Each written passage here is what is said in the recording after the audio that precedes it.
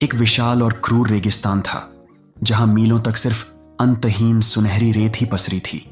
सूरज की किरणें इतनी तपती थीं कि दिन में रेत आग की तरह लगती थी और रात में वही रेत बर्फीली ठंडक में बदल जाती थी।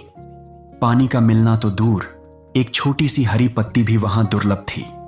इस रेगिस्तान को मृत्यु का सागर कहा जाता था, क्योंकि लोग मानते थे कि जो कोई भी इसकी अथाह गहराइयों में उतरता है वह कभी वापस नहीं आता। उसकी हड्डियां भी रेत में गुम हो जाती हैं। लेकिन इसी निर्दयी रेगिस्तान के एक भूले बिसरे कोने में दूर दूर तक फैले रेत के टीलों के बीच एक छोटा सा मिट्टी का झोपड़ा था। इसमें एक बूढ़ा आदमी रहता था जिसका नाम फकीर था। फकीर की उम्र का अंदाजा लगाना मुश्किल था।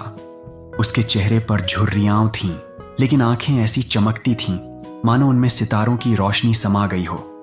उसके पास हमेशा एक पुराना घिसा हुआ चमड़े का थैला रहता था जो उसके कंधे से चिपका रहता था। लोगों ने उसे कभी बाजार जाते, कुछ बेचते या खरीदते नहीं देखा था, फिर भी उसके चेहरे पर हमेशा एक अजीब सी शांति और संतोष की मुस्कान रहती थी। उसकी चाल में एक अजब सी स्थिरता थी और उसकी आवाज में रेगिस्तान की खामोशी जितनी ही गहराई थी।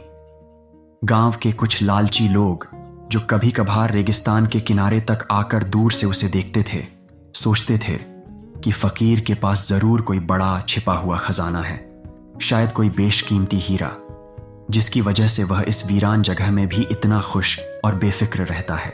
इसी गांव में एक युवा और महत्वाकांक्षी व्यापारी रहता था जिसका नाम अर्जुन था। अर्जुन दौलत और नाम कमाने का भूखा था। उसे लगता था कि जीवन में असली खुशी केवल दौलत से ही मिलती है। उसने फकीर के बारे में और उसके पास अनोखे हीरे की अफवाहें सुनी थीं, ऐसी कहानियां जो उसकी रातों की नींद हराम कर रही थीं। हीरे के लालच में और जल्दी अमीर बनने की चाह में अर्जुन ने उस फकीर को खोजने और उस रहस्यमय हीरे को हासिल करने का खतरनाक सफर शुरू किया।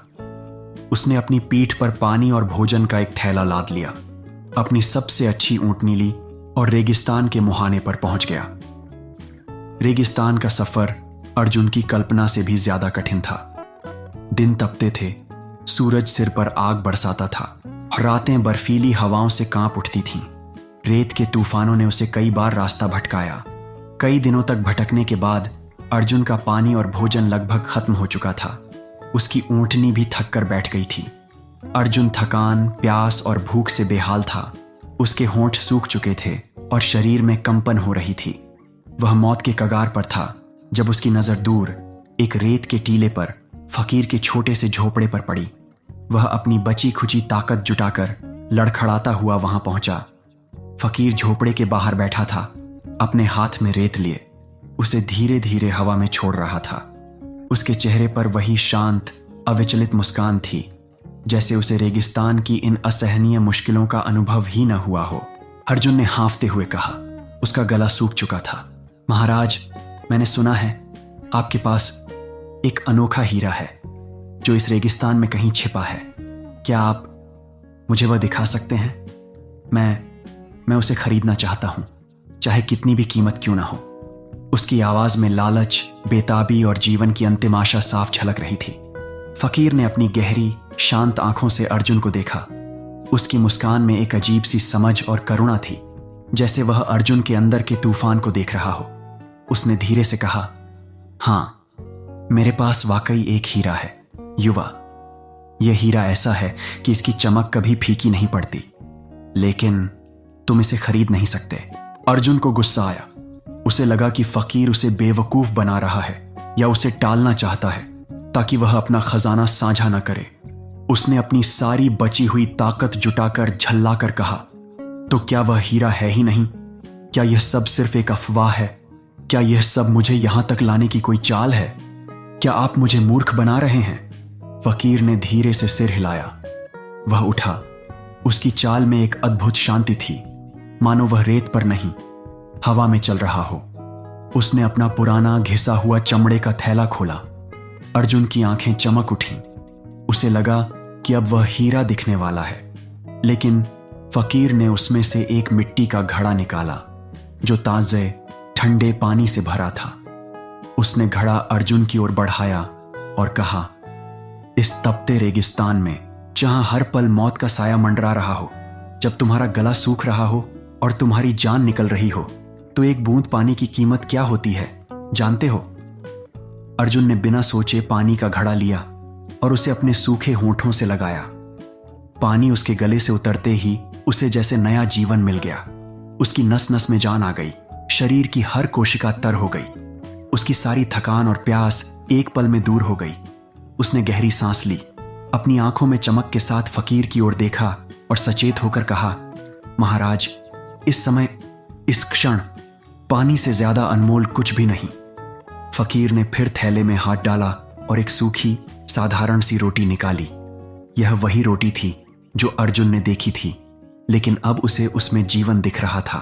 उसने रोटी अर्जुन को दी और कहा, इस रेगिस्तान में, जहां भूख से तुम्हारी आंतें ऐंठ रही हों और शरीर जवाब दे रहा हो, तो एक रोटी का टुकड़ा क्या होता है जानते हो? अर्जुन ने रोटी ली और उसे धीरे धीरे खाने लगा। रोटी के उस एक टुकड़े ने उसे इतनी ऊर्जा दी कि वह फिर से उठकर बैठ सका। उसकी आंखों में फिर से जीवन की चमक लौट आई।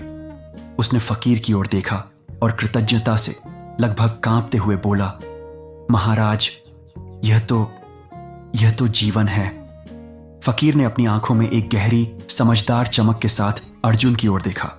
उसके चेहरे पर अब एक दयालु मुस्कान थी, जिसने अर्जुन के अंदर तक उतरकर उसे शांति दी। फकीर ने कहा, यही मेरे हीरे हैं युवा। इस रेगिस्तान में, जहां जीवन इतना कठिन है, जहां हर सांस एक चुनौती है, पानी की हर बूंद, भूख मिटाने वाली हर रोटी का टुकड़ा मेरे लिए सबसे अनमोल हीरा है।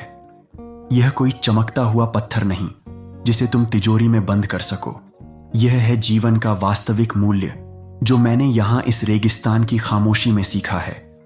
मैंने सीखा है कि संतोष और कृतज्ञता ही सबसे बड़े खजाने हैं, जो तुम्हें अंदर से समृद्ध करते हैं। जो व्यक्ति इन हीरों का मूल्य जानता है, वही सच्चा धनी होता है।